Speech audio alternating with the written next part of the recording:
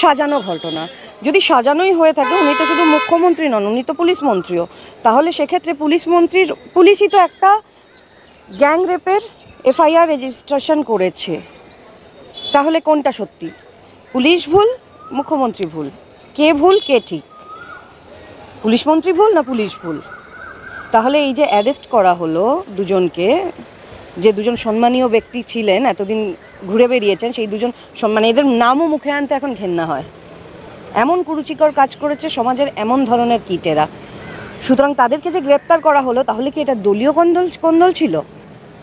মুখ্যমন্ত্রীর তো আগে এটা ভাবা উচিত যে শাসক দলের চুনোপুটি থেকে, মানে বড়দের ছেড়ে দিলাম, বড় বড় নেতামন্ত্রীদের ছেড়ে দিলাম, চুনোপুটি, এদেরকে তো চুনোপুটিই বলা চলে, এদের মানে ভয়তে একটা গোটা সন্দেশখালির মতো জায়গা মানুষ কথা বলতে পারছিল না। শুধু তো মেয়েদের এখানে অভিযোগ না, এখানে তো ছেলেদেরও হাজার হাজার অভিযোগ রয়েছে।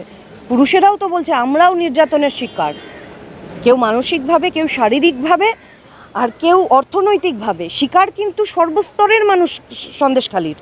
তাহলে এই গোটা ঘটনাটা সাজানো। আর সব থেকে বড় কথা, কালকে তুমি যে ঘটনাটার কথা বলছো, এক জায়গায় একটা বৈদ্যুতিন মাধ্যমের একটা প্রোগ্রামে আমি দেখছিলাম, সবজান্তা হরিদাস পাল বলে একজন আছে, কুণাল ঘোষ, ওনাকে সব বিষয়ে মন্তব্য করতে হবে, উনি যেটা জানেন না সেটাতেও মন্তব্য করতে হবে। উনি ওখানে বলছেন যে 4 জন নির্যাতিতা বসে রয়েছেন, তাদেরকে বলছে যে মিটিং মিছিলে যখন যায় এরা মুখ খুলে ঘুরে বেড়ায়, আর ক্যামেরার সামনে মুখ ঢেকে এসে বসে আছে। মুখ খুলুন, দেখান আপনি কে, আমাকে জানান আপনি ধর্ষিত হয়েছেন কি না। প্রথম কথা হচ্ছে, বারবার আমরা একটা কথা বলি যে কোর্ট, অনেক ক্ষেত্রে কোর্ট কিন্তু খুব স্পষ্টভাবে বলেছে যে ধর্ষিতাকে ধর্ষিতা না, নির্যাতিতা বলা হবে। একটা মানুষের সাথে যখন ধর্ষণের মতো একটা মহিলার সাথে এরকম গুরুতর নোংরা কাজ হচ্ছে, তার আব্রু, তার মান সম্মান এমনিই মেরে ফেলা হচ্ছে, সেখানে তাকে যদি নির্যাতিতা এই শব্দটা ব্যবহার করা হয়, তাতে অসুবিধাটা কোথায়? যে মানুষটার একটা, তুমি এটা বলছো শহরের দিকে তুমি দেখবে, শহরের দিকে মানুষজন ভয় পায় একটা 376-এর মামলা করতে, যে না লোকে কি ভাববে, আমরা সমাজে থাকবো। এরা প্রত্যন্ত গ্রামের কিছু মহিলা, তাদের মধ্যে এখনও ছুতমার্গ আছে ওই সব দিকে, তারা সামনে এসে কাদের সম্বন্ধে বলতো, আর সেখানে সেই মানুষগুলোকে, মানে সেই মহিলা আমি বলবো না, মানুষই বলবো, মহিলা তো সবার আগে একজন মানুষ, মহিলা করা বন্ধ করে এখন তাদেরকে মানুষ হিসাবে ট্রিট করতে হবে। সুতরাং তারা যখন বারবার বলছে রাতের পর রাত আমাদেরকে তুলে নিয়ে যাওয়া হতো, লক্ষ্মীর ভাণ্ডারের মিটিং আছে বলে রাত 12টায় নিয়ে যাওয়া হতো, তারা যখন চাইতো না যেতে, হাত পা ভেঙে দেওয়া হতো তাদের স্বামীদের ডেকে। এগুলো তো তাদের নিজেদের বক্তব্য, কিন্তু এখন সময় এসে গেছে কাটা দিয়ে কাটা তোলার। যে ধরনের কথা বলবে সে সেইভাবেই উত্তরটা পাবে, সেটা কুণাল ঘোষ হোক, সেটা অভিষেক ব্যানার্জি হোক, সেটা মমতা বন্দ্যোপাধ্যায় হোক, এই অনন্যা বন্দ্যোপাধ্যায়, জুই বিশ্বাস, এদেরকে তো আমি ধর্তব্যের মধ্যে রাখছিই না। নাহলে কেউ এই ধরনের কেউ বলতে পারে না, জুই বিশ্বাস কতটা নিচে নেমে গেলে বলতে পারে ধর্ষণের ভিডিও দেখাও। আমি জানি না কুণালবাবুর শরীরে আর মানুষের রক্ত আছে কি না, একটা সুস্থ মানুষের মস্তিষ্ক থেকে শুরু করে বিভিন্ন মানে অঙ্গ প্রত্যঙ্গ মানুষের মতো যদি হয়, কেউ এটা এই ধরনের কথাবার্তা বলতে পারে? কালকে কুণাল ঘোষ যে কাজটা করেছেন স্টুডিওতে বসে টিভি চ্যানেলের, মানে এটাকে যদি ধিক্কার বলি সেটা খুব ছোট হয়ে যাবে। কত সহজ একটা মহিলাকে বলে দেওয়া যে আপনি, আচ্ছা একটা কথা বলো, কেউ মুখ ঢেকে কেউ বলতে চাইবে যে আমার সাথে, আমি নির্যাতিতা, আমাকে রাত্রিবেলা তুলে নিয়ে গেছিল, যদি তার সাথে এই ঘটনা না হয়, সেই মহিলাটিকে তো ফিরে গিয়ে সমাজে থাকতে হবে। কেউ এই ধরনের কাজ করবে? আচ্ছা ঠিক আছে, কুণালবাবুর বক্তব্য অনুযায়ী তারা টিভির পর্দায় এসে বলেছে, টিভির পর্দায় যদি ধরে নিলাম, তারা যদি মুখ খুলে বলতো, তারা 5 জন চিনতে পারতো যে ও টিভির পর্দা, ও এ তো গেছিল অমুক চ্যানেলে। টিভির পর্দায় তাদেরকে দেখা যেত, যারা মুখ ঢেকে আছে তাদের তো দেখা যাচ্ছে না তারা কে নাকি। তারা বারবার ওই কথাগুলো বলতে গিয়ে সঞ্চালক যিনি ছিলেন তাকেও বলেছে যে ওনাকে জিজ্ঞেস করুন, উনি যে আমাদের মুখ খুলতে, প্রথম কথা এটা একটা, মানে এটাই তো অন্যায়, আইনের চোখে এটা অন্যায়। আমি কোনো রেপ ভিকটিমকে বলতে পারি না যে আপনি আপনার নাম বলুন। আমরা যখন মামলা করি সেক্ষেত্রে আমাদের অনেক কিছু আগে পেছনে ভাবনা চিন্তা করে নিতে হয়। যেমন একটা এফিডেভিট অফ সার্ভিস দিতে গেলেও আমাদের বন্ধ খামে দিতে হয়। আমরা যে ভিকটিমের নামটা আমরা কোনো রকম কোনো পিটিশনে নিতে পারি না, এগুলো কিছু সেটেল প্রিন্সিপাল রয়েছে। সুতরাং সেই জায়গাতে একটা জায়গায় আপনি বসে অন ক্যামেরা আপনি বলতে পারেন না আমার সামনে এসে বলুন আপনি ধর্ষিত হয়েছেন কি হননি।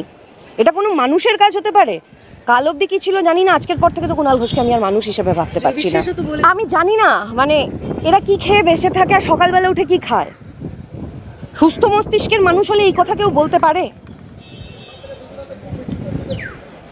আজকে সরকার ক্ষমতায় আছে বলে এরা এই ধরনের কথা বলে পার পেয়ে যাচ্ছে। যেদিন সরকার ক্ষমতায় থাকবে না, এই যে মানুষগুলোকে এরা এই ধরনের কথা বলছে, কেউ বলছে ভিডিও দেখান না, প্রমাণ পাবো কি করে, কেউ বলছে যে এফআইআর নাম্বারটা দিন, কেউ বলছে মুখ খুলে দেখান আপনার সাথেই হয়েছিল, মানুষ গায়ে থুতু দেবে। তৃণমূলের কাউন্সিলর অনন্যা ব্যানার্জি পৌরসভার বাজেটে তিনিও তো বলছেন, যৌনবন্দির গল্প শোনাচ্ছেন যে পোপদের সঙ্গে সিস্টার নন্দের সেক্সুয়াল রিলেশন এইসব ছিল। কে এটা? অনন্যা বন্দ্যোপাধ্যায় বলেছে তো। দেখো, কাউকে কোনো রকম ভাবে আমি কি বলবো, কারোর ব্যক্তিগত বিষয় নিয়ে আমি কথা বলবো না, কিন্তু কান পেতে দেখো সবাই জানে কে কোথায় কিভাবে বসে আছে। সুতরাং সারা জীবন জানো তো, মানুষ কিছু যখন না পায় গরিবদের কোপায়। সন্দেশখালীর মা বোনদের সাথে, সন্দেশখালীর শুধু মা বোন না, আমি বারবার বলছি, সন্দেশখালীর মানুষের সাথে এই ঘটনাটাই ঘটেছে। আজকে এনারা বসে এখানে বড় বড় আওয়াজ দিচ্ছেন, যারা এগুলো ভোগ করেছে তারা জানে যে আজকে কোন ভয়ের সম্মুখীন হয়ে আজকে তাদের এই পরিস্থিতিটা হয়েছে। এই জুই বিশ্বাস বলো, এই অনন্যা বন্দ্যোপাধ্যায় বলো, এদেরই না মুখে বড় বড় এই কথাগুলো ওঠে, একমাত্র মহিলা মুখ্যমন্ত্রী, একমাত্র মহিলা মুখ্যমন্ত্রী। উনি আবার নিজেই ওই উইমেন্স অ্যান্ড চাইল্ড ওয়েলফেয়ার না সামথিং কোনো একটা কিছুর, আমি এক্স্যাক্টলি নামটা সংস্থার নামটা আমার মনে পড়ছে না, তার কোনো একটা পদে আছে। তার মুখ থেকে যদি এই ধরনের কথা আসে, তাহলে এই রাজ্যের মানুষ কোথায় বাস করছে? এই রাজ্যের মহিলারা কার কাছে যাবে? এই রাজ্যের মহিলারা কোথায় আছে? আজকে সন্দেশখালী একটা আমাদের দিক দেখিয়ে দিল। সন্দেশখালীটা আমরা জানতে পারলাম পশ্চিমবঙ্গের প্রত্যেকটা ব্লকে ব্লকে, প্রত্যেকটা মিউনিসিপ্যালিটিতে, প্রতিটা জায়গায় এই ধরনের কম বেশি ঘটনা ঘটছে। আমাদের দেখা ছাড়া কোনো উপায় নেই। মানুষ, আমার এক এক সময় মনে হয় মানে একছত্র অধিকার, সেটার যেরকম একটা সুফল আছে বিফলও আছে। সুফল পশ্চিমবঙ্গ পায়নি, বিফলগুলো পাচ্ছে। দেখা ভয় ধরাচ্ছে না, প্রত্যেকের ভয় পাওয়া উচিত। এটা বিভীষিকার মতো না। এই ভয়টাই কি ধরাতে চাইছিল রাজ্য সরকার? শুধু মেয়ে হিসাবে না, মেয়েদের ভয় পাইয়ে কি হবে? লক্ষ্মীর ভান্ডারকে 500 টাকা থেকে 1000 টাকা করা হয়েছে, 1000 টাকার জায়গাটা আবার বলা হচ্ছে 1200 টাকা করা হবে। টাকা তো 1200 করা হয়েছে জনজাতিদের জন্য। আমি তো সেটাই বলছি, সেক্ষেত্রে বলা হচ্ছে তুমি এখনো অবধি, আমি জানি না মানুষের মধ্যে এটার প্রভাব পড়েছে কিনা। আমি বলছি মেয়ে হিসাবে না, মানুষ হিসাবে এদেরকে ট্রিট করো, কিন্তু মানুষের মধ্যে এটার প্রভাব কিন্তু পড়ছে না। তুমি এনাদেরকে গিয়ে জিজ্ঞেস করো, ম্যাক্সিমাম কিন্তু তুমি পাবেন যে দিদি টাকা দিচ্ছে 500 টাকা। অ্যাকচুয়াল কিন্তু দিদি দিচ্ছে না, দিচ্ছে করের টাকা থেকে যাচ্ছে। কোত্থেকে আসছে? বাজেটে দেখাক তো এই লক্ষ্মী ভান্ডারের যে টাকাটা কোথা থেকে আসছে। তাহলে যে বেকার ছেলেরা চাকরি পাচ্ছে না তাদের টাকার দরকার নেই, শুধু এই 500 টাকাটাই মেয়েদের দরকার। এখন সন্দেশখালী মুখ খুলেছে, আস্তে আস্তে পুরো পশ্চিমবঙ্গকে মুখ খুলতে হবে। দেয়ালে পিটিকে যাচ্ছে তো মানুষের, কি করবে? এখন একটাই জিনিস, তুমি মেয়ে হিসেবে যেহেতু জিজ্ঞেস করলে, আমি লজ্জিত যে কোথাও থেকে আমি এই পশ্চিমবঙ্গে বাস করি। কালকে অবধি অন্য রকমের একটা পরিস্থিতি ছিল। আজকে কুণাল ঘোষের মন্তব্যগুলো শোনার পরে আমি ভীষণভাবে লজ্জিত বোধ করছি যে এরা আমাদের সরকার চালাচ্ছে। প্রথম কথা, সরকারের কেউ না কুণাল ঘোষ, কিন্তু তারপরে উনি রিপ্রেজেন্ট তো করছে এই শাসক দলকে। শাসক দলের একজন প্রতিনিধি হিসেবে উনি যদি ওইভাবে গিয়ে মন্তব্য করতে পারেন, আমি জানি না ওই অনুষ্ঠানটির প্যানেলে বাকি যারা ছিলেন তারা কি করে চুপ করেছিলেন। আমি অগ্নিমিত্রা পাল দিদিকে ছাড়া আর কাউকে শুনলাম না এই বিষয় নিয়ে গলায় মানে তর্ক করতে বা একটা প্রতিবাদ করতে। হ্যাঁ, সবাই সবার মতো করে প্রতিবাদ করেছে। অগ্নিমিত্রা পালকেও তো নানান রকম ওনাকে নানান রকম আক্রমণ একটা মহিলাকে এইভাবে উনি অন ক্যামেরা বলেছেন, নির্লজ্জ বেহায়া, অনেক কিছু বলেছেন। এখন আমাদের মানে সমস্যাটা কি জানো তো, আমরা শিক্ষিত সমাজের একটা ক্ষুদ্র অংশ নিজেদেরকে মনে করি তো, কাউকে চাইলেই আমরা কিছু বলতে পারি না। কেউ একটা কিছু বলে দিলে আমাদের, বেসিক্যালি আমরা মধ্যবিত্ত তো, আমাদেরকে ভাবতে হয় যে না, এই জবাবটা আমরা এইভাবে দেবো না, অন্যভাবে